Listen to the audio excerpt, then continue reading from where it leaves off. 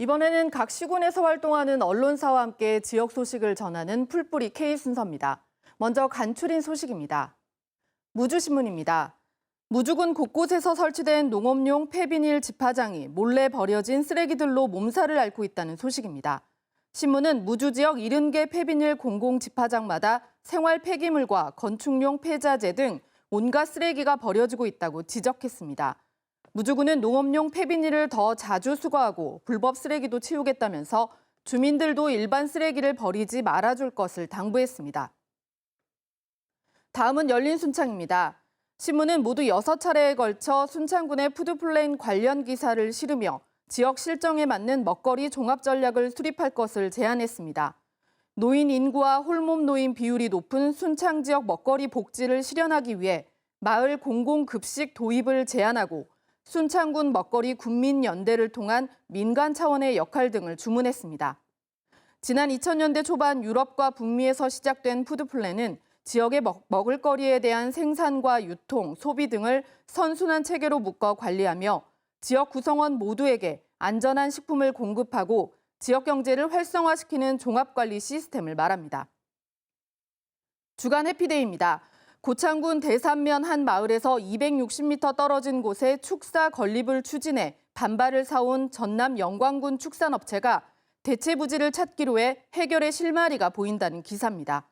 신문은 고창군 가축 사육 제한 구역에 포함된 영광 지역에 축사를 지으려는 사업자가 고창군 주민 민원과 고충을 고려해 다른 땅을 찾겠다고 하면서 분쟁이 일단락될 것으로 전망했습니다.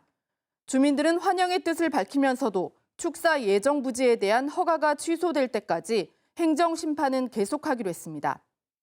마지막으로 부안 독립신문입니다. 부안군 변산면 운산 저수지가 낡고 오래돼 주민 안전을 위협하고 있다는 보도입니다. 신문은 만든 지 60년이 넘은 운산 저수지 뚝 양끝 하단부가 물이 셀 만큼 낡아 안전이 우려된다며 주민들이 수년 전부터 민원을 제기했지만 농어촌공사가 소극적으로 대응하고 있다고 지적했습니다. 또 지난해 집중호우 때는 범람 직전까지 저수지 수위가 올라 뚝 아랫마을 주민들이 대피 준비를 했어야 했다며 대책이 시급하다고 전했습니다. 네, 저수지 뚝에서 물이 생긴다면 그 근처에 사시는 주민들 입장에선 정말 불안할 것 같은데 운산 저수지 상태 얼마나 심각한가요? 네, 운산 저수지는 1959년도에 만들어졌습니다. 올해로 62년 된 저수지죠. 현재도 방조제 양쪽 끝에서 물이 새어나오고 있는데요. 수년째 이런 상태다 보니까 당장 뚝이 무너지지 않을 것처럼 보이지만은 작년과 같이 비가 많이 올 경우 최악의 사태도 배제할 수 없을 정도로 조치가 시급한 실정입니다. 현재 농어촌공사에서도 안전성을 조사 중에 있고요. 결과에 따라 후속 조치도 따를 예정입니다. 네, 지난해에는 집중호우가 참 심했죠. 피해도 많았었는데 네네. 대피까지 준비해야 되는 상황, 긴박한 상황, 주민들은 어떻게 기억하고 계시나요? 네, 제방 아랫마을에 사는 한 주민은 저희 취재 도중에 만났는데요. 비가 많이 오고 제방 옆으로 난 여수로가 넘치자 한밤중에 직접 제방에 올라가서 살펴봤다고 합니다. 위험을 직감하고 가족들과 함께 인근에 있는 친지집으로 대피했다고 하는데요. 이 마을 이장님도 종종 밤을 새웠다고 합니다. 제방이 넘칠 것 같으면 피하라는 마을 방송을 해야 하기 때문에 비가 올 때마다 잠을 설쳤다고 합니다. 물론 주민들에게도 여차하면 피해야 한다라는 그런 언질도 계속 좋았다고 합니다. 지금은 잔잔한 호수 같지만은 당시에는 상당히 위험하고 긴박한 순간이었다고 회상하고 있습니다. 네, 기사를 보면 주민들이 네. 수년 동안 민원을 넣어왔다고 하던데요. 그동안 왜 이게 해결이 안 됐나요? 그래서 저희도 그게 궁금해서 취재를 시작했는데요. 농어촌공사는 현재로서는 이러한 민원들이 들어온 것을 전부 다 파악할 수 없다라는 입장인데 반면에 이장님을 비롯해서 이 주민들은 수년간 개봇을 꾸준히 요구했다고 하는 반대적인 주장입니다. 공사 측은 관리하는 저수지가 많고 대체적으로 노후한 상태라 CCTV를 설치하는 등 관리도 하고 개보수도 점차 늘리겠다고 추가로 답변을 했는데요. 저희가 보기에는 위험도에 따른 저수지 순서도 아직은 없고 여러 저수지에서 나오는 흔한 민원으로 봐서 제대로 관리하지 않은 것 아닌가 합니다.